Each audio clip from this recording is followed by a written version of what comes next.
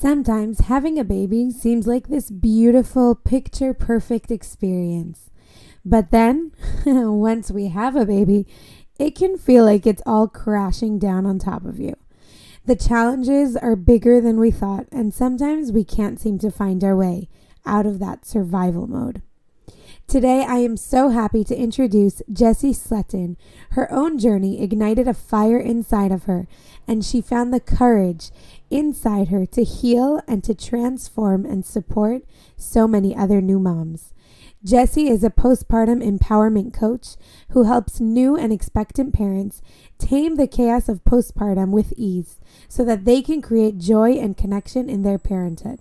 Jessi believes that every birthing parent deserves to feel seen, heard, and in control of their postpartum experience and is honored to walk alongside her clients through their journeys. She offers highly customizable one-on-one coaching for parents who wish to have an empowering and supported transition into their parenthood without feeling like they lose themselves to it. Jessi is passionate about providing evidence-based lactation education and support to her clients so that they can feel confident in their infant feeding goals. Her coaching package also includes nutrition support designed specifically for healing and replenishing her clients' bodies deeply after birth. Jessi lives in Colorado with her husband and two beautiful boys, where they enjoy everything outdoors that the Rocky Mountains have to offer. In this episode, we discuss together postpartum challenges, the 6 losses in postpartum, red flags to be aware of, how to get out of that survival mode, lactation challenges, nutrition tips, and so much more. I really enjoy talking to Jessi, and I'm sure that you will enjoy this episode as well. I will give you a little heads up here that in the middle of us recording our interview, my little baby woke up, so you might hear a little crying, and then she joins us to nurse. But that's okay. That's just proof to you that this is very real and raw. So I hope you enjoy the episode and that you are able to take away some inspiration and some really practical tips for your own life. Hey, and welcome to the New Mama Marriage Bliss Show. I want to help you get out of the overwhelm and distance and guide you to reconnect to yourself and to your husband. You know you want things to be different, but you're probably not sure how to make it happen. Well, Mama, you're in the right place. Here we will dive into all the things you need to start loving your life and relationship and start living like soulmates and not roommates anymore. We will dive into motherhood, marriage, communication, holistic inspiration, and practical hacks and tips. Mama, I believe that transformation and deep connection await you. Hi, I'm Aliza Saeed, proud mama and grateful wife, and the Mama Marriage Coach. You too can turn your mess into magic. Come on, Mama, and let's do it together. Hi, Jessi. I'm so excited for you to be here with us on the podcast. Welcome. Thank you so much. I'm so excited to be here. I appreciate you inviting me on. Yeah. So why don't you tell us a little bit about who you are, what you do, and how you got there? Awesome. Yeah. So I'm a postpartum empowerment coach, and I help new and pregnant parents really tame the chaos of postpartum with ease so that they can create joy and connection in their parenthood.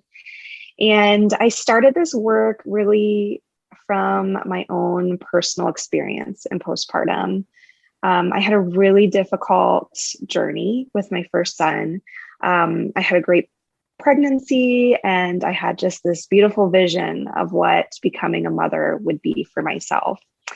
And then the birth came, and I was just left reeling because I had not prepared myself for just the complete body and mind transformation that you undergo with birth. And just this becoming and unbecoming is really kind of how I describe it, because you are going through this process of who you were before the birth and then who you are after. And we have so much going on physiologically and biologically.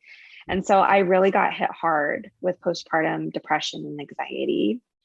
And it was really difficult for me to accept and understand what was happening in my own mind and in my own body.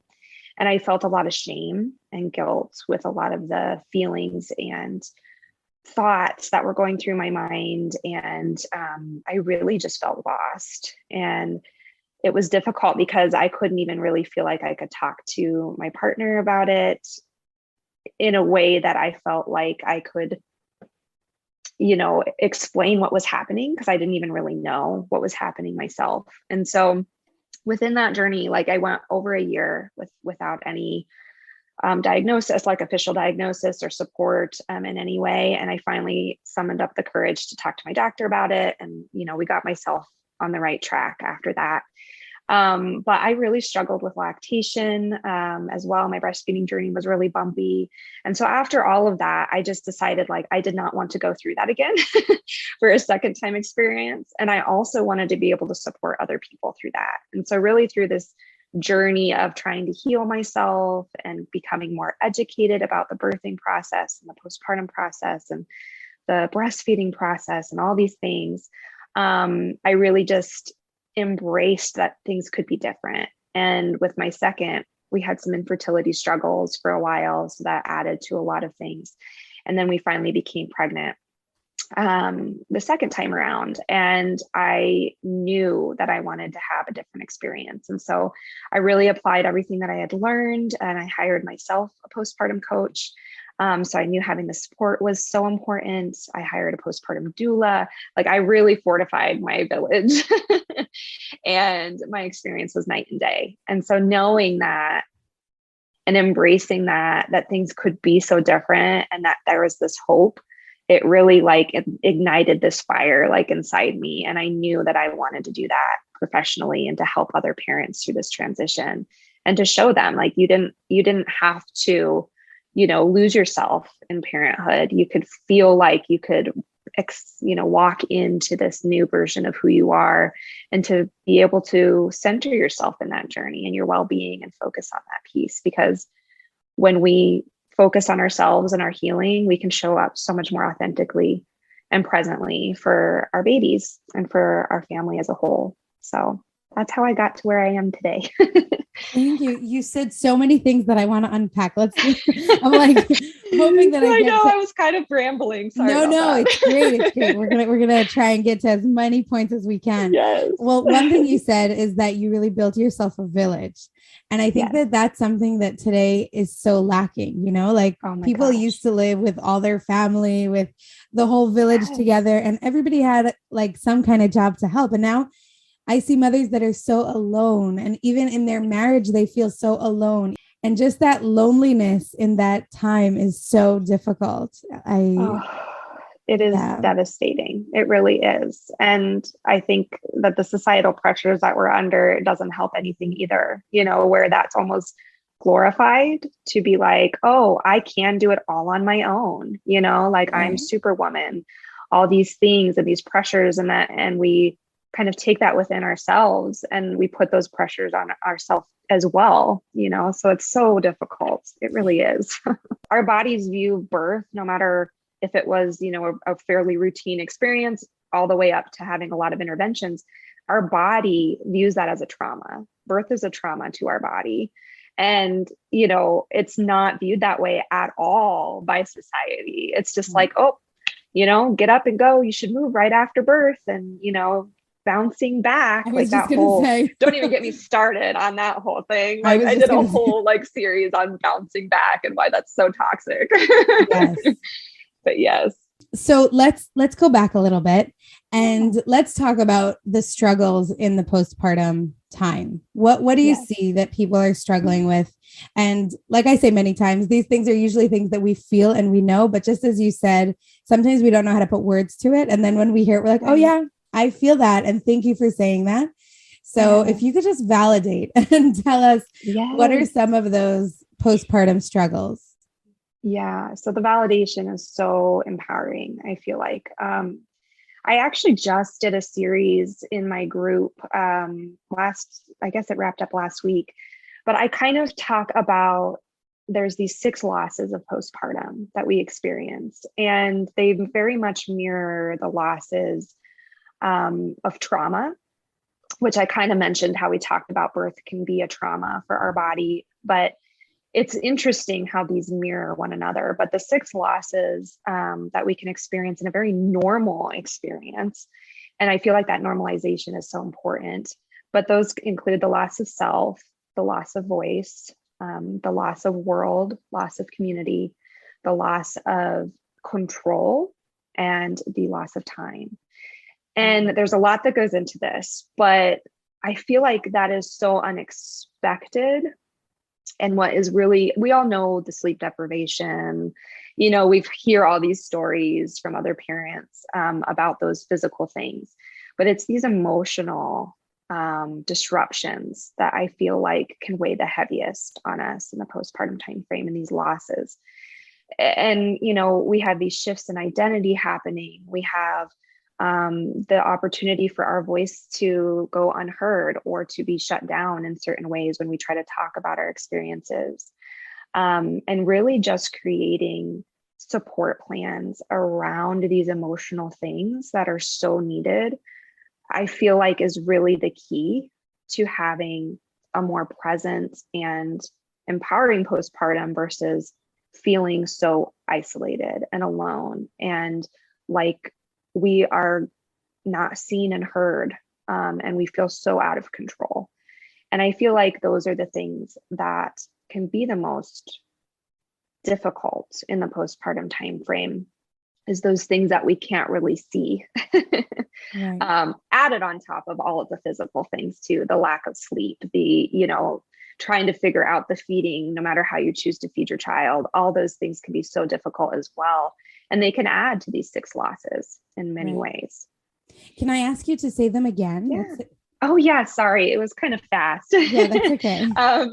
So there's the loss of self, the loss of voice, the loss of, they might not be in the same order, but the loss of time, the loss of control, the loss of community, and the loss of world. And world. Mm-hmm. And so I just did this huge training on it too. So I could probably provide you the link to the trainings for your listeners as well, if they want to go through kind of the training I did, but they really feed into one another. So the loss of community is really that like close connection, that we talked about. We kind of lose these connections with our family and our friend group and things like that, just naturally in the postpartum timeframe. And then the loss of world is just slightly larger than that. So we have this shrinking of our existence, of our world within the 4 walls of our home, a lot of times in the postpartum timeframe. And then we have this loss of how do we even relate to the world outside of us? How do we fit into that anymore? And then the physical disconnection of the world, where we're not even really leaving the home as often.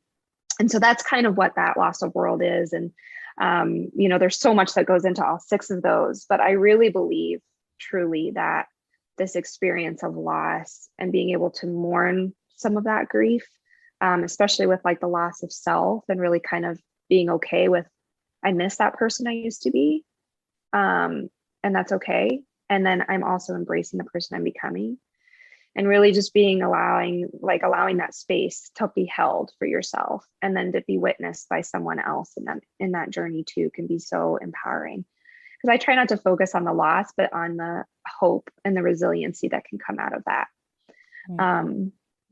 So yeah, that's kind of where I feel like the difficulties are hard to put into words, but once you kind of see that, and once this was kind of shared with me, and I started learning more about this, it was so just validating to be like, oh my gosh, that's exactly what I went through. That's exactly what I was struggling with. All of these like feelings of loss that I was not expecting in the postpartum timeframe, thinking of all rainbows and sunshine and butterflies, post-birth. It reminds me, I once had in my work as a doula, I once had a client who, after, I think it was like 2 weeks after she had the baby, and I was talking to her on the phone, and she just started crying. And as I was listening to what was going on, she's like, all I want to do is be able to put in the laundry and know that when I want to take it out, I'll be able to take it out. But then he usually is crying when I want to take it out. And then it all gets, wrinkled. And I just want to be in charge of the laundry. Right. Yes. That loss of control. Yeah. And it's so real, those things. So Yes. how do you get out of this surviving or loss to a place of hope, as you said? Yes. So I really believe being witnessed in your journey is so powerful. So when we feel seen, heard, and in control, even when that seems like impossible, like, oh, well, how do you control the postpartum time frame? Well, you of course can't control some things, right? Like our baby's temperament and how they're sleeping and all these things can be so difficult to control. But finding those little threads that you can hold on to pull yourself back, I feel like can be so empowering. And so what I do with my clients is I work with them on creating these support plans that really help ensure these three things, being seen, heard, and in control, can happen.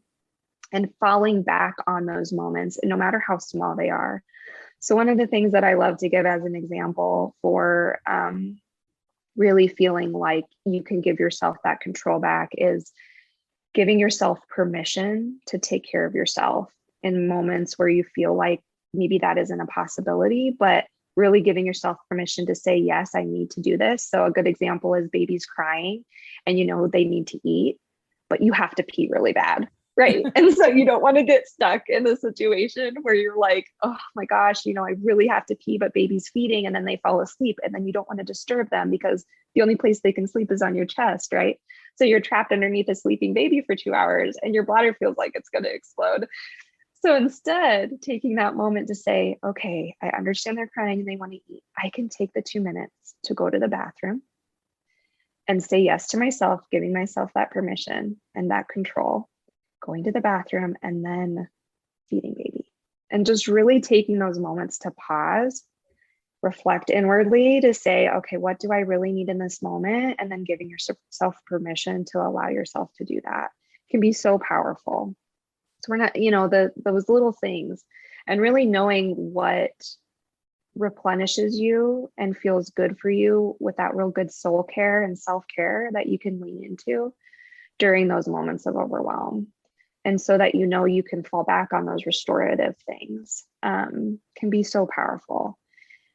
And I love working with people in pregnancy because I feel like we could really have that presence to be able to think through these things. And it's not impossible to do in the postpartum timeframe, but it can be a lot harder because we're tired and we don't have a lot of time. But I always say it's never too late to start creating those support systems and structures because you deserve it. You really do. And so does your family. You know, they deserve to have a connected you and a present you. And so by doing that self-care and that reflection on what you need can be so powerful for your family as a whole. Yeah, I love that. And I think it's so important to really prepare for after. You know, it's like, yeah. I feel like for the really important things in life, we forget kind of to prepare for it.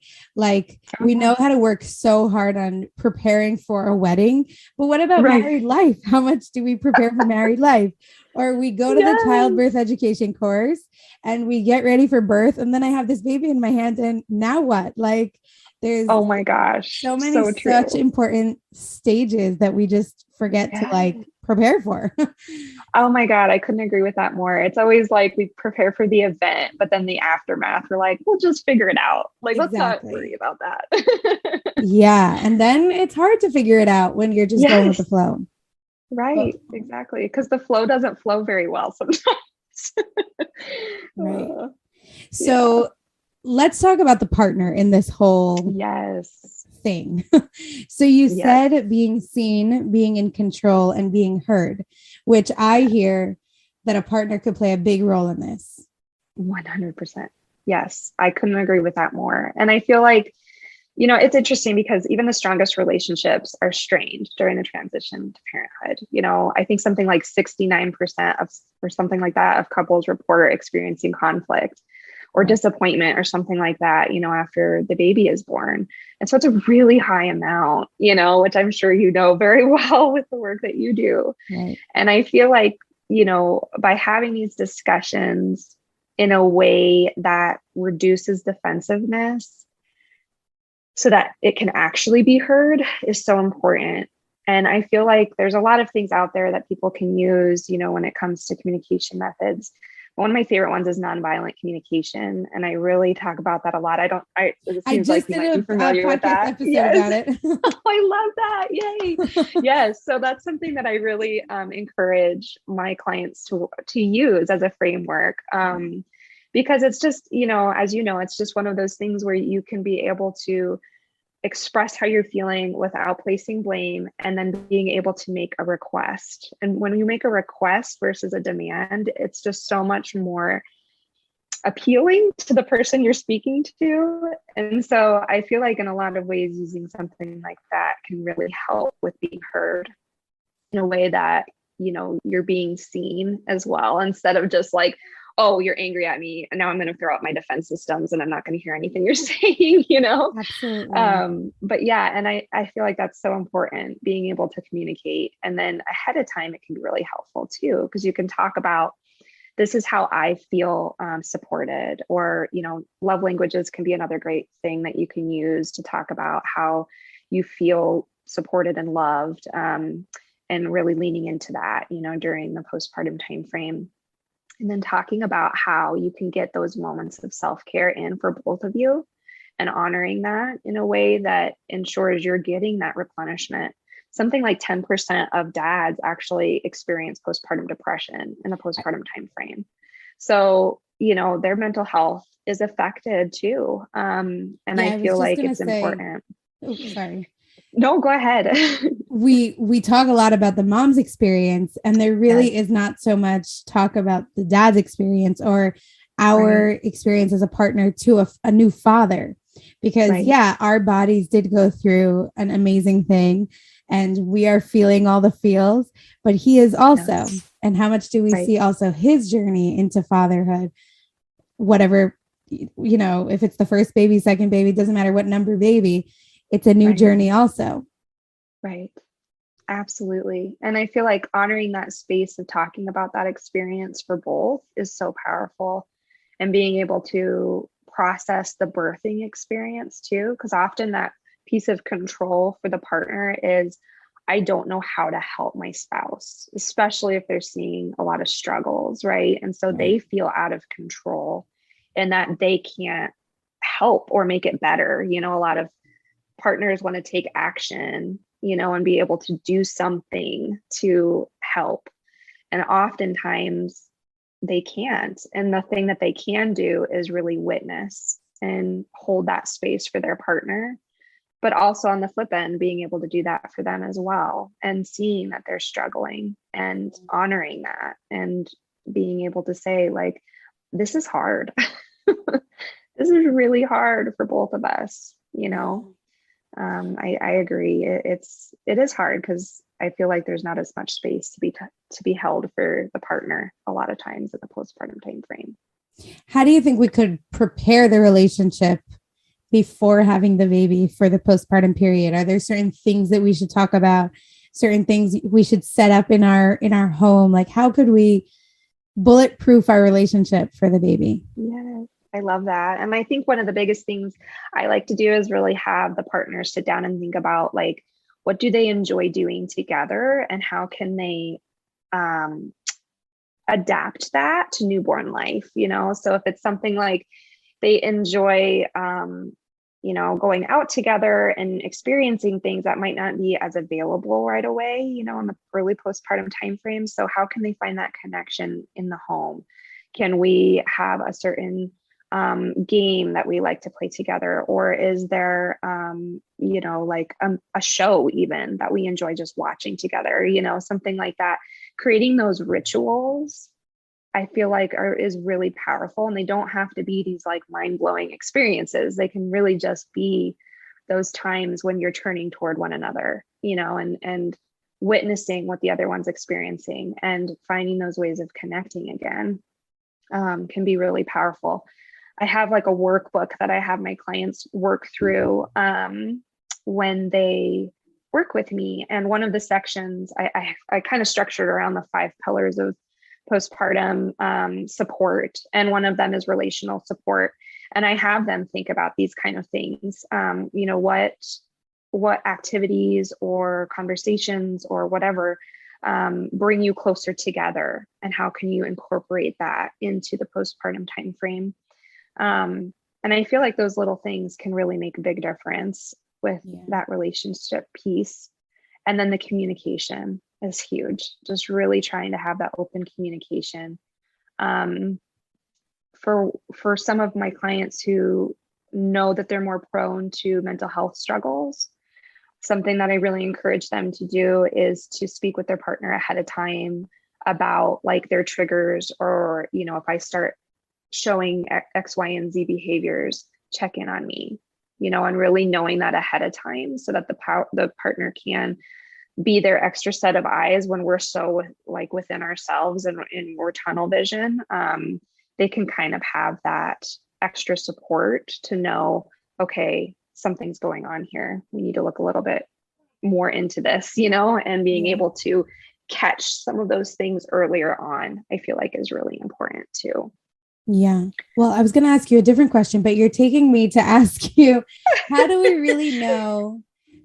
You spoke about, you know, seeing different signs. So what are the red flags that a mama should know that, like, okay, this is already something that I should turn for professional help. And this is not just basic, you know, postpartum struggles. This is something that needs help. Yes, absolutely. I think this is so important for all of us to know. And, you know, there's the classic, so depression versus baby blues, right? And a lot of times it's the intensity and the time frame. So within the first 2 to 3 weeks, it's very normal for us to be weepy and a little bit of sadness and those kind of things because of the hormonal fluctuations that are happening. It's when it starts to move beyond that couple week time frame where we're still experiencing those similar symptoms, or the intensity is really high, that we can start feeling like, okay, I need to start paying attention here. And then it's really the impact. So is it affecting your ability to function how you would normally function day to day? And it can be hard to tease out between sleep deprivation and some of these things where we're not getting our basic needs met, you know? So I always tell my parents, like, let's make sure our basic needs are being met. And then once we're doing that, if we're still seeing some of these symptoms on top, then it's time for us to kind of, you know, seek some more support around our mental health. So making sure you're eating and eating enough, getting enough rest, drinking enough water, all of these things, having that time to replenish yourself, you know, the self-care pieces.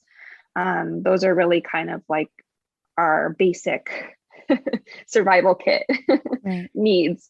And then there's lots of other, you know, mental health besides the depression that can come in with anxiety, OCD, bipolar, all of these kind of things that can affect mental health. You know, intrusive thoughts are something that are a bit of a taboo subject that people don't like to talk about.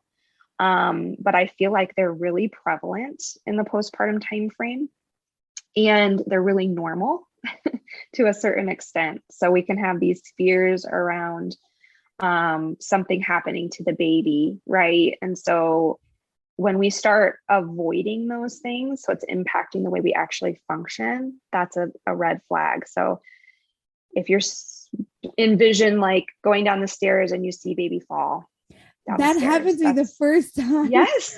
I was like, oh my gosh, why did I just think that? Yes. I was shocked by the thought. And then, okay. Yes. Yes. So funny you use that example. I know. I had the same thing. We have a really steep flight of stairs in my house. And I was just like, oh my gosh, every time I went to the stairs, I just had this horrible image flash in my mind, you know? And those are intrusive thoughts, and they're extremely normal. It's our brain's way of trying to protect our baby, you know, and protect us. But when we start changing our behavior around those thoughts, that's when we need to start seeing somebody about our mental health. So for example, completely avoiding the stairs because you're so worried that those thoughts will actually become a reality. Though that's when we can kind of know that, okay, something more clinical might be going on here. avoiding the kitchen because we don't want to use steak knives because we have these horrible visions around that, those kind of things. So it's really when it starts impacting your day-to-day functioning is really when it's probably time to have that conversation for sure. Yeah. And I think we should maybe talk again about the shame that you mentioned in the beginning, because sometimes it makes it very hard to turn for help. And especially, I'll add in another piece here. You said that you went through infertility before your second one. I don't know if you did before your first, but when you are feeling those things after you have a baby that you waited for so long for, and then you're like, oh my gosh, what is wrong with me? Right. Sometimes that blame comes even harder. So maybe we could talk about that shame, or, how do we get rid of that? Even culturally, how do we get rid of it? Right. I know. And that's a really complicated, really complicated thing. But I think the first step is like normalizing that happens. And for us to be able to know that we're not alone in those struggles, I think in and of itself is really powerful, because when we start to see, okay, I'm not isolated, I'm not alone in this experience, this is something that a lot of people experience, then we can start feeling like we can breathe a little bit easier, and we can start feeling that lift a little bit more.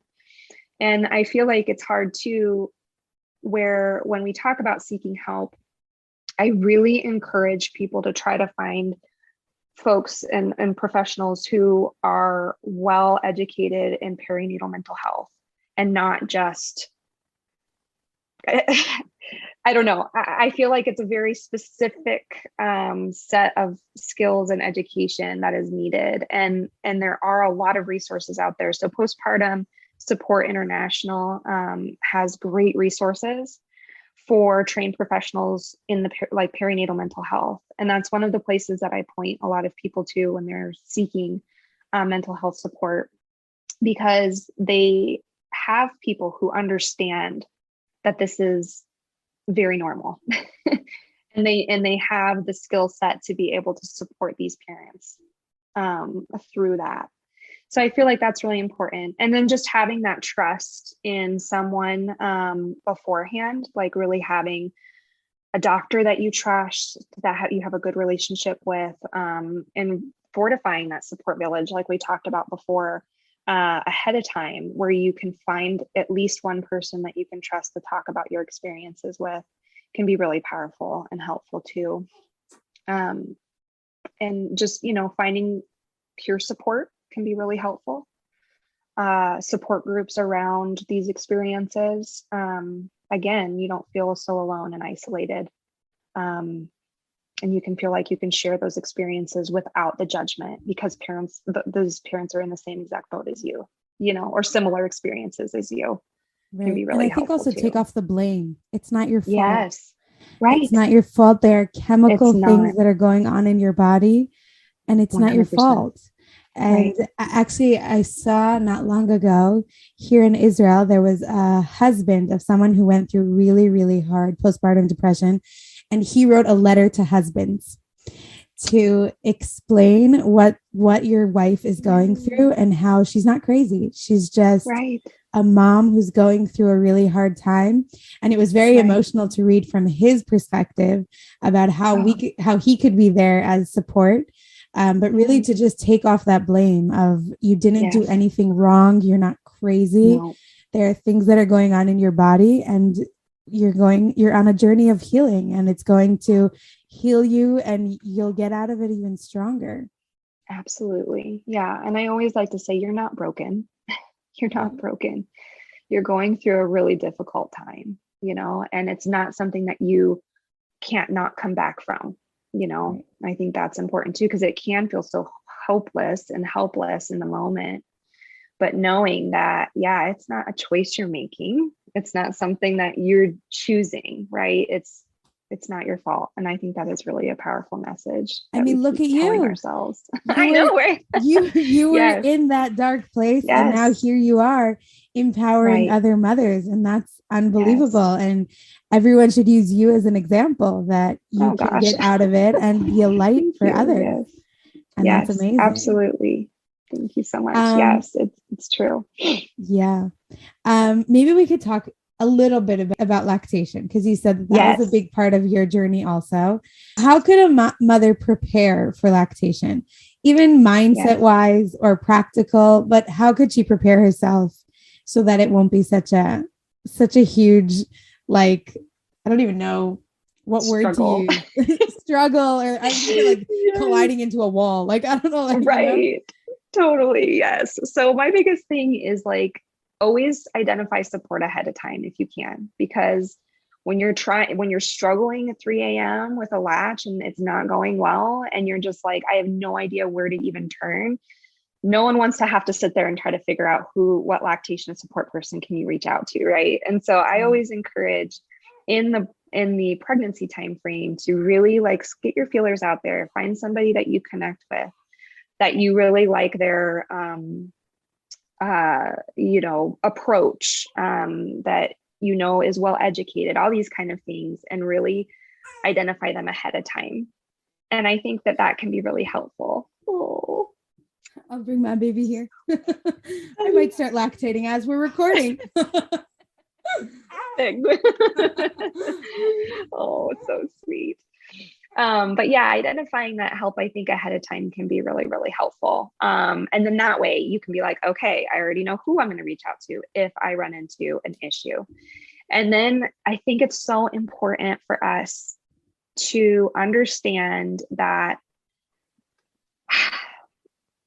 lactation, just like anything in motherhood, is something like we can't control necessarily, right? And so being able to have an idea of what your goals are, and I think that's wonderful, and being able to, work toward that, but also knowing that your worth as a mother should not be tied to your ability to breastfeed is really important. Because for me, like there was no any other option except for to breastfeed. And I set myself up for a really hard time. And it was really devastating for me when I was struggling with my first, and it really contributed to my anxiety issues and depression issues when I just hit that wall, like you had said.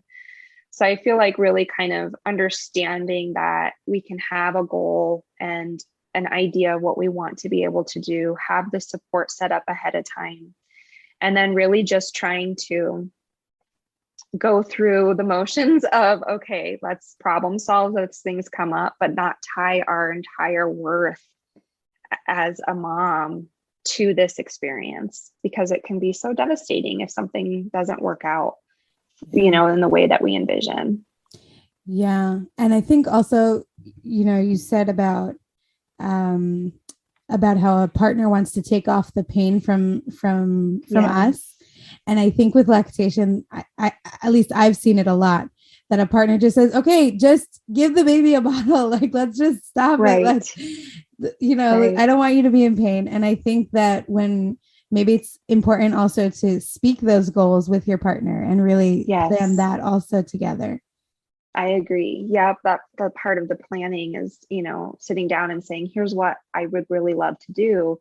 And instead of immediately going to the let's, suggest formula or the bottle, saying, okay, we identified this lactation consultant when we're having issues. I'm going to reach out to them for you, and we'll schedule a call or something like that, where if you want to take the burden off of them by reaching out to that support that was identified ahead of time. And that can be really helpful for the partner, for the mom who's experiencing that, so that they're like, okay, you're right.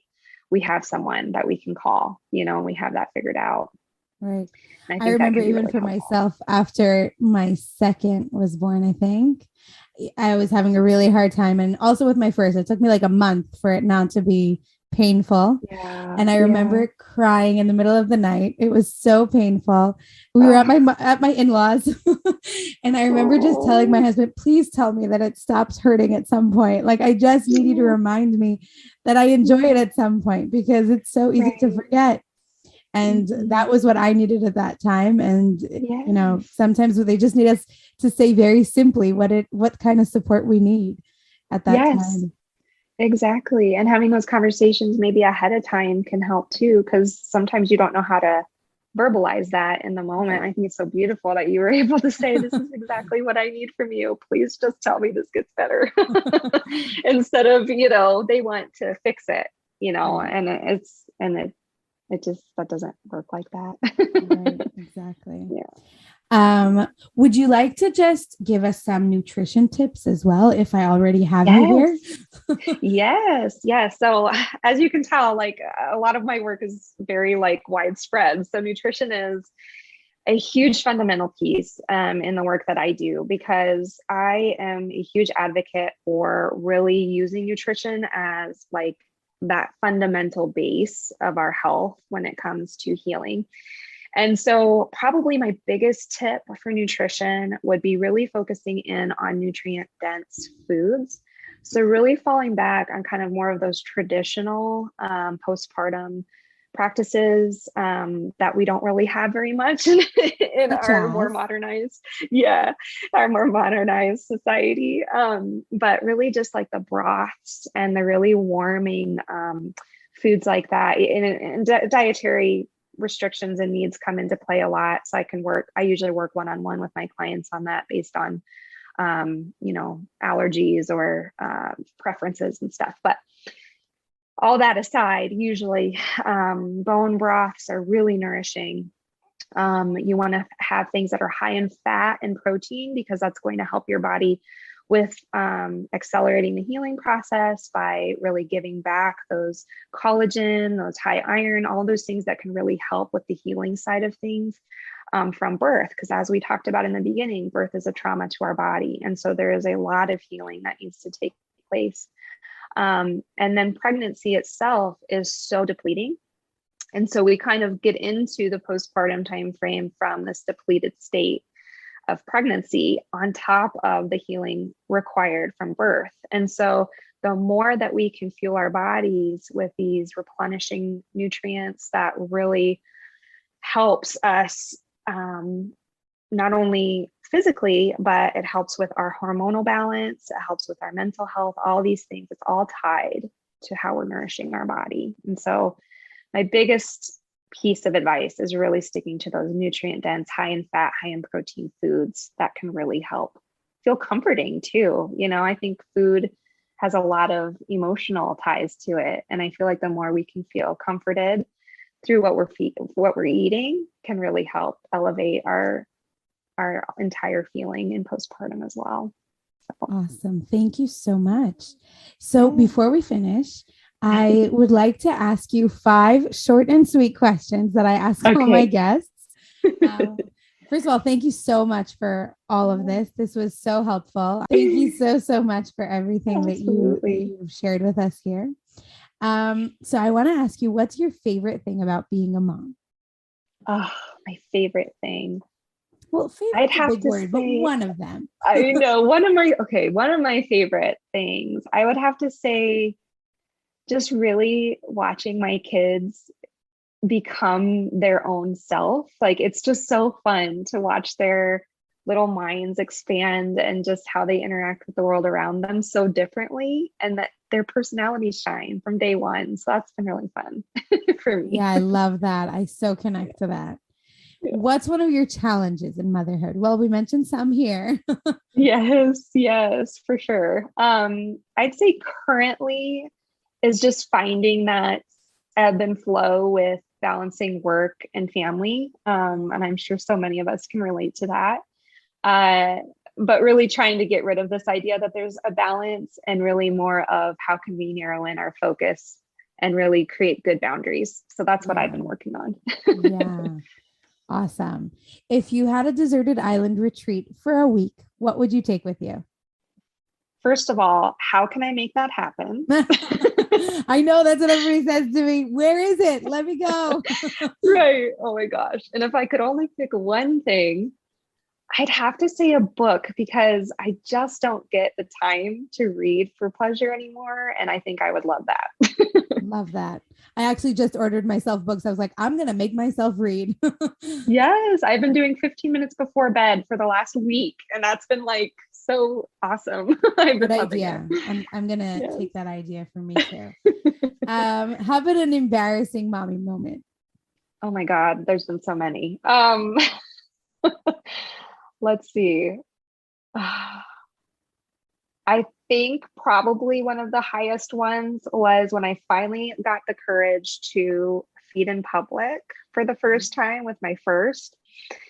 I was trying to figure out the cover and I just could not. So I got so frustrated. I said, forget it. So I took the cover off and my son was feeding. And then, of course, right when my letdown was coming, he pops off and the milk goes squirting across the table. We were at a restaurant, squirting across the table. And like, I just was mortified. I'm sure nobody saw, but for me, it was like the entire restaurant was just like looking at me. So that was probably my most embarrassing moment. That's a good one. That's a really good one.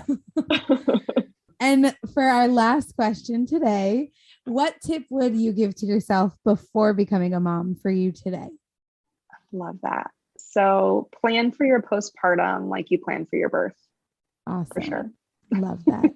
And where can we find you? I will link all the links in the show notes, but just share with us where we could find you.